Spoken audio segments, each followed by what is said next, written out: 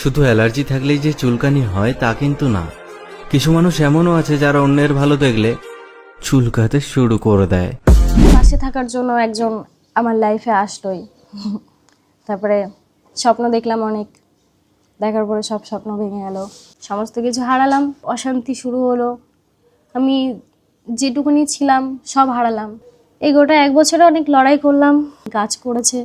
আমার বাবা বিভিন্ন দেশে গেছে, দুবাই, কাতার, সৌদি। মা ওটা বাদ দিয়ে বিড়ি বাঁধা শিখলো লোকের কাছে গিয়ে গিয়ে, নিজে তারপরে বিড়ির কাজ করতো। শেষ পর্যন্ত প্রীতি মণ্ডল এমনকি রনের সম্পর্ক ভেঙেই গেল। প্রেম ভালোবাসা করে বিয়ে করেও দীর্ঘ 1 বছর সংসার করার পর তাদের ডিভোর্স হয়। এমনকি ইতিমধ্যে রন একটা ভিডিওতে কেঁদে কেঁদে প্রীতি মণ্ডলকে নিয়ে যেই চাঞ্চল্যকর গোপন তথ্য দিয়েছে সেগুলো শুনলে আপনারা অবাক হবেন। রনের কাছ থেকে নাকি প্রীতি মণ্ডল অনেকগুলো টাকা পয়সা, স্বর্ণ অলংকার সবই নিয়েছে, তারপরও শেষ পর্যন্ত রনকে ঠগালো। আবার অন্যদিকে প্রীতি মণ্ডল বলতেছে রন নাকি তাকে ঠগিয়েছে। তো প্রিয় দর্শক, চলুন বাড়তি কথা না বলে আগে আমরা মূল ভিডিওতে চলে যাই। তো রন দেখলাম কিছু কথা বললো।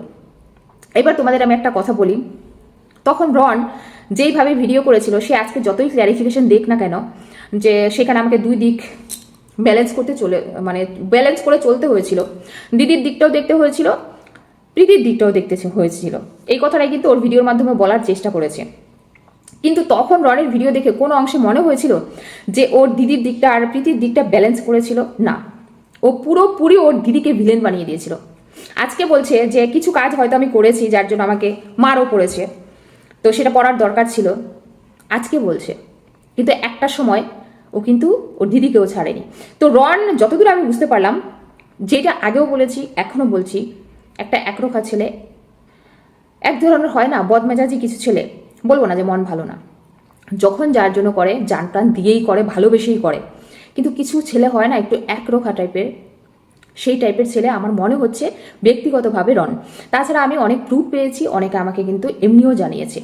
এইবার আসি হচ্ছে প্রীতির কথা। দেখো, তোমরা প্রীতিকে কতদূর কে চিনেছো জানি না।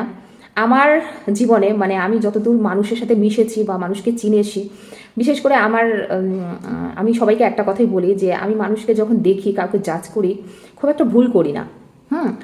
তখন হয়তো আমার সঙ্গে তর্কের খাতিরে অনেকেই অনেক কিছু বলে, পরে গিয়ে দেখা যায় আমার কথাগুলো ঠিক হয়। আজকে সন্দীপ বলো, টিনা বলো, তাদের ব্যাপারে আমি কিছু কথা বলেছিলাম, হয়তো তখন অনেকে আমাকে অনেকভাবে নিয়েছে, লাস্টে কিন্তু সেটাই প্রমাণিত হয়েছে যে টিনা যদি 100% ভুল হয়ে থাকে, তাহলে সেখান থেকে সন্দীপ হচ্ছে 50%। তো কেউই এরা ভালো নয়। সেরকমই আমি তখনও বলার চেষ্টা করেছিলাম যে প্রীতি রন দুজনের মধ্যেই ভুল তো অবশ্যই আছে, শুধুমাত্র তার দিদিকে ভিলেন বানালে হবে না।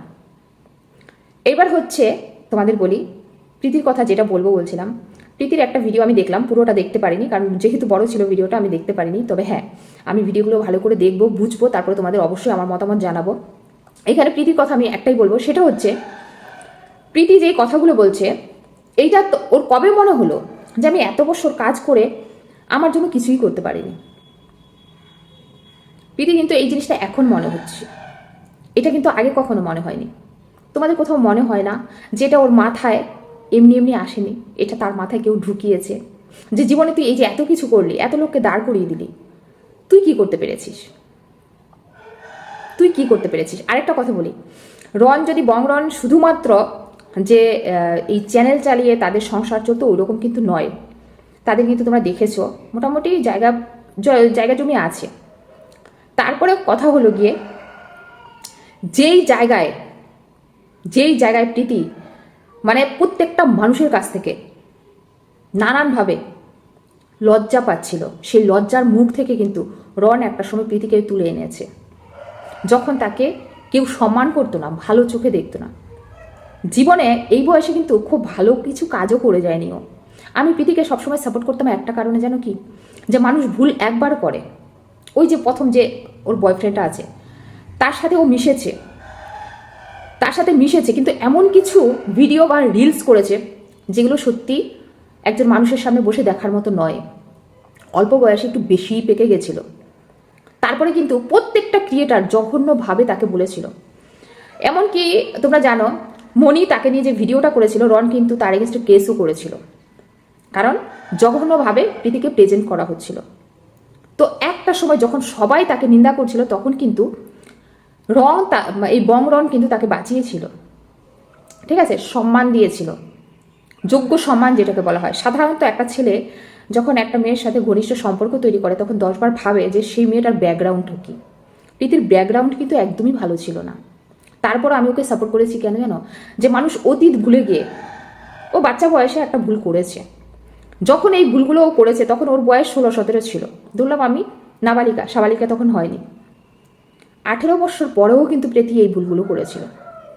তারপর আমি ভেবেছি কি বলতো, যে মানুষ ভুল একবার করে, যখন আবার রনের সাথে সুন্দরভাবে সম্পর্কটা তৈরি করে ফেলেছে, অন্য কোনো ছেলের দিকে আর তাকায়নি, তাহলে ওই মেয়েটাকে কেন সাপোর্ট করবো না? এমনকি অনেক ক্রিয়েটাররা যখন ওকে নিয়ে নোংরাভাবে ভিডিও করতে, তখন আমি ওদের এগেনস্টে ভিডিও করেছি, যে যেই মেয়েটা তার অতীত ভুলে বর্তমান কাউকে নিয়ে বাঁচতে চাইছে তাকে বাঁচতে দেওয়া হোক। মানুষ ভুল একবারই করে, তার ক্ষমা কি হয় না? তাকে এইভাবে কেন বলা হচ্ছে?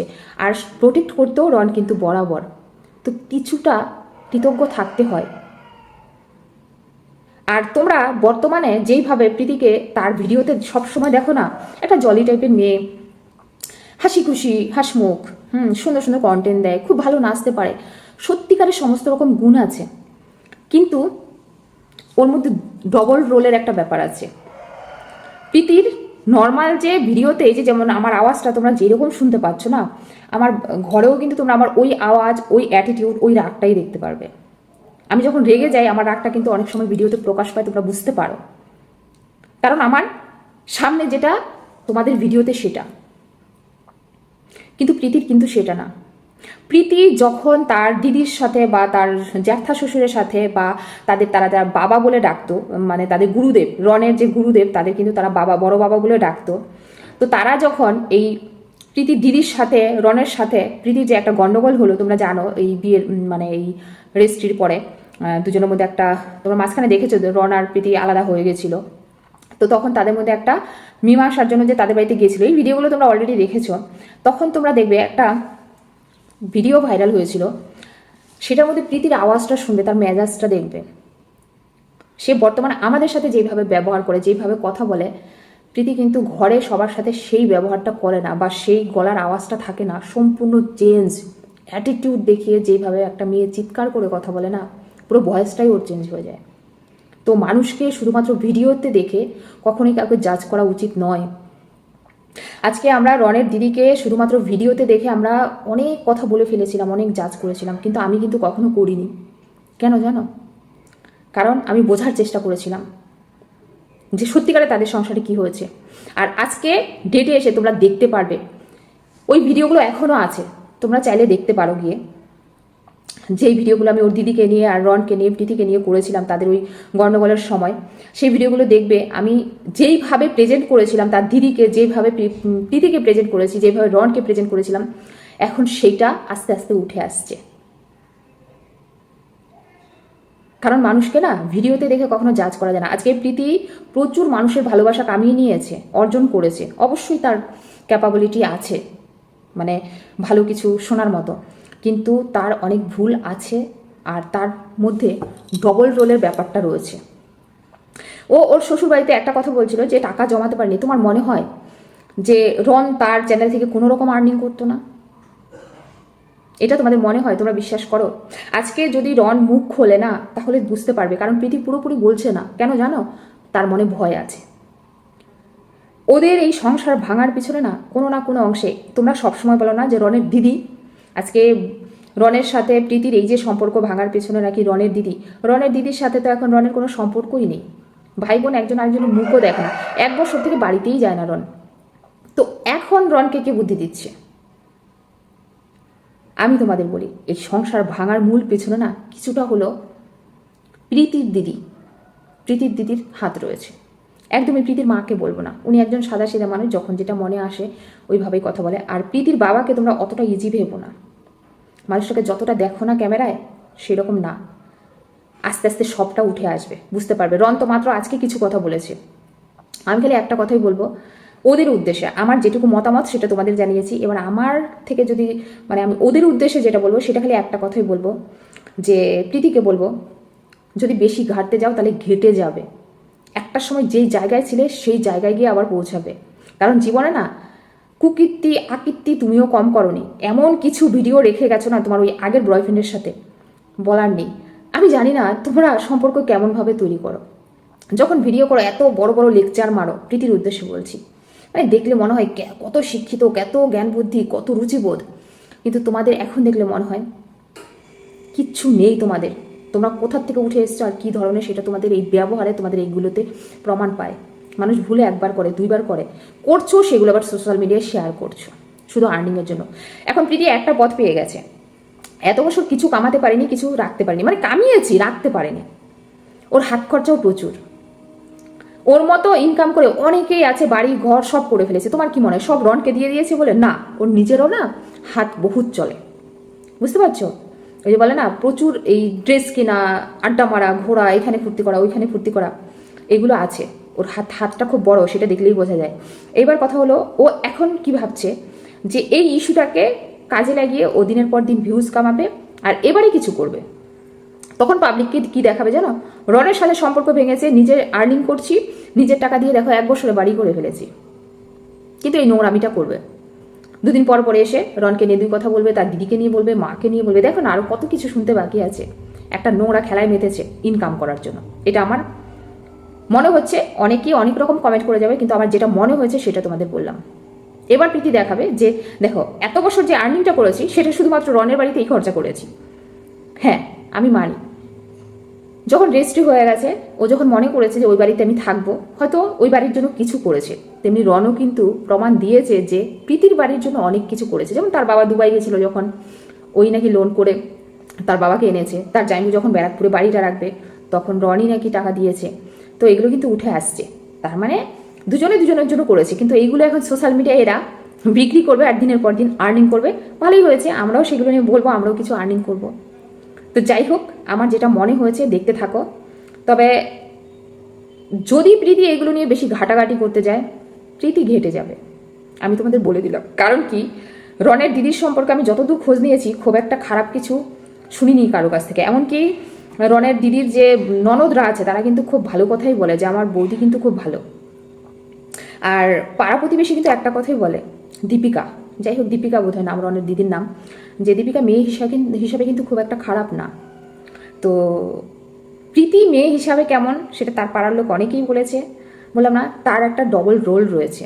এবার সেটা আস্তে আস্তে হয়তো তোমাদের সামনে আসবে, তখন তোমরা দেখতে পারবে। প্রীতি কিন্তু নিজেই নিজের সম্মানটা আস্তে আস্তে নষ্ট করবে। বন্ধুরা, এতক্ষণ থেকে পুরো ভিডিওটি প্রথম থেকে শেষ পর্যন্ত দেখার জন্য আপনাদেরকে অসংখ্য ধন্যবাদ। পুরো ভিডিওতে দেখতেই পেলেন রন এমনকি প্রীতি মণ্ডলের ইতিমধ্যে বিচ্ছেদ হয়েছে। তাছাড়া এই বিষয়টা এখন সামাজিক যোগাযোগ মাধ্যমে প্রচুর ভাইরাল। এখন প্রীতি মণ্ডলকে একাই দেখা যাচ্ছে সে ভিডিও করতেছে। অন্যদিকে রনের আমরা দীর্ঘ কয়েক মাস থেকে খোঁজ পাচ্ছিলাম না, তবে আবারও সে নতুন ভাবে ফিরে আসলো। তবে নতুন করে নিজেকে পরিচয় দিল বাপন বিশ্বাস। বং রন যে তার একটা নাম ছিল, এই নামটা নাকি সে মুছে ফেলেছে। এই বং রন নামের যেই লোকটা সে নাকি মারা গেছে, এমনটাই দাবি করতেছে রন। তো দুইজন দুই দিকেই দাবি করতেছে, এ আমাকে ঠগিয়েছে, ও বলতেছে এ আমাকে ঠগিয়েছে। তো যাই হোক, এই বিষয় নিয়ে আপনাদের কি মতামত কমেন্ট বক্সে জানাবেন। পারলে ভিডিওটি শেয়ার করে সবাইকে দেখার সুযোগ করবেন। ধন্যবাদ।